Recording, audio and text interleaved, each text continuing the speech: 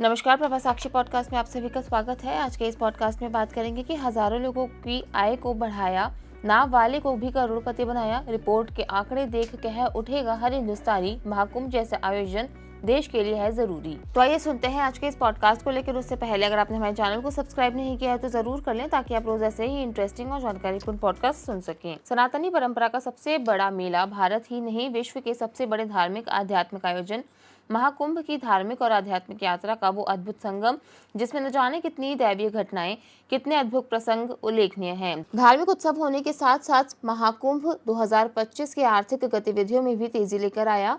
महाकुंभ 2025 सिर्फ एक आध्यात्मिक सभा नहीं है, यह एक विशाल आर्थिक इंजन बनकर उभरा है। महाकुंभ 2025 से उत्तर प्रदेश की आर्थिक स्थिति में क्या बदलाव आया, इसका आकलन शुरू हो गया है। प्रदेश सरकार ने सटीक आकलन के लिए प्रदेश ने 11 जिलों से महाकुंभ मेला के दौरान हुए आय व्यय का विस्तृत ब्यौरा मांगा है। 11 जिलों में प्रयागराज और इसके आसपास के साथ ही प्रदेश के वे सभी जिले शामिल किए गए हैं जहां महाकुंभ में आए श्रद्धालु गए।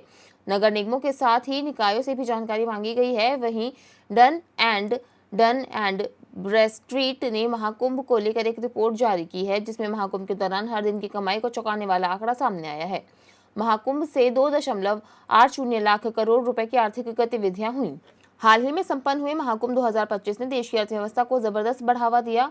डन एंड ब्रैड स्ट्रीट की एक रिपोर्ट के अनुसार उत्तर प्रदेश के प्रयागराज में आयोजित इस भव्य धार्मिक आयोजन ने कुल 2.8 लाख करोड़ रुपए की आर्थिक गतिविधि उत्पन्न की। रिपोर्ट के अनुसार यूपी के प्रयागराज में लाखों लोगों के एकत्र होने से भारी आर्थिक गतिविधि हुई, जिसमें कुछ प्रत्यक्ष खर्च, कुछ अप्रत्यक्ष और कुछ प्रेरित खर्च भी शामिल है। कंपनी ने कहा कि उसने डेटा संचालित दृष्टिकोण का उपयोग किया, जिसमें अनुमान लगाने के लिए मालिकाना आर्थिक मॉडलिंग तकनीकों के साथ डेस्क अनुसंधान को एकीकृत करना शामिल है। पहले जारी किए गए कुछ अनुमानों ने कुल आर्थिक गतिविधि को 2 लाख करोड़ रुपए आंका था। रिपोर्ट में कहा गया है कि कुंभ के 2025 संस्करण से 2.8 लाख करोड़ रुपए का आर्थिक उत्पादन होने का अनुमान है। यात्रा, होटल, भोजन आदि पर 90,000 करोड़ रुपए खर्च। प्रत्यक्ष खर्च का मतलब यह है कि जो भी लोग महाकुंभ में पहुंचे उन्होंने यात्रा, होटल, भोजन, स्थानीय घूमने फिरने और धार्मिक अनुष्ठानों पर खर्च किया। इस खर्च का अनुमान लगभग 90,000 करोड़ रुपए आंका गया है। प्रत्यक्ष प्रभाव वह होता है कि जब किसी क्षेत्र में अचानक बढ़ी हुई मांग के कारण वहां के व्यवसाय और आपूर्ति से जुड़े उद्योगों में भी तेजी आती है। उदाहरण के लिए तीर्थयात्रियों के कारण होटल बुकिंग बढ़ी तो इसमें इस्तेमाल में होने वाले सामान जैसे चादर, तौलियों, खाने पीने की चीजें, सफाई सामग्री आदि की मांग भी बढ़ गई। इस प्रकार महाकुंभ के कारण अप्रत्यक्ष आर्थिक लाभ का अनुमान 80,000 करोड़ रुपए आंका गया है। हजारों लोगों की आय में बढ़ोतरी। प्रेरित प्रभाव का मतलब ये होता है कि जब किसी आयोजन से किसी व्यक्ति की आय बढ़ती है तो वह अपनी अतिरिक्त कमाई को अपने घर, बच्चों की पढ़ाई, स्वास्थ्य सुविधाओं और अन्य जरूरतों पर खर्च करता है। महाकुंभ के कारण हजारों लोगों की आय में बढ़ोतरी हुई, जिससे उनके खर्च करने की क्षमता भी बढ़ी और इसका सकारात्मक असर स्थानीय अर्थव्यवस्था पर पड़ा। कंपनी ने कहा कि इससे 1.1 लाख करोड़ रुपए की कमाई हुई है। परिवहन ने उपभोग व्यय में आधा योगदान दिया।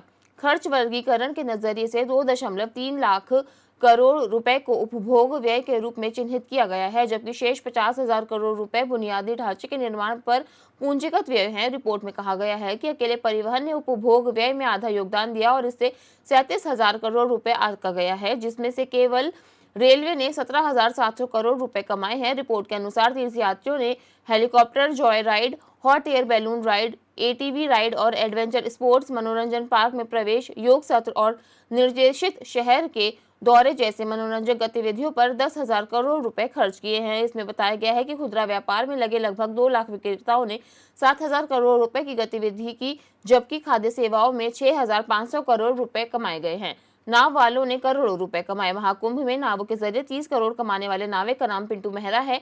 एक आकलन के मुताबिक पिंटू के पास कुल 130 नावें हैं। उनकी हर नाव से करीब 23 लाख रुपए की आय हुई। उन्हें कुल मिलाकर एक नाव से 50 से 52,000 रुपए तक की महाकुंभ में रोजाना उन्हें आमदनी हुई। इस लिहाज से कुल उन्हें 30 करोड़ रुपए कमा लिए। शायद वही वजह भी रही कि सीएम योगी ने भरे सदन में इस नाव वाले की उपलब्धि की चर्चा की। वहीं अकेले चाय की दुकान चलाने वालों ने कुंभ की अवधि के दौरान प्रतिदिन 30,000 रुपए तक की कमाई की है, जबकि पूरी की पूरी दुकान चलाने वालों ने औसतन 1,500 रुपए प्रतिदिन की कमाई की है। रेलवे को भी हुआ मुनाफा। महाकुंभ के दौरान परिवहन क्षेत्र में जबरदस्त आर्थिक गतिविधि देखने को मिली। लोगों को आने जाने के कारण 37,000 करोड़ रुपए सिर्फ परिवहन क्षेत्र से कमाई गई। इस दौरान रेलवे ने भी भारी मुनाफा कमाया और उसकी कुल कमाई 700 करोड़ रुपए तक पहुंच गई। पर्यटन से जुड़े अन्य क्षेत्रों में भी तीर्थयात्रियों ने खूब पैसा खर्च किया।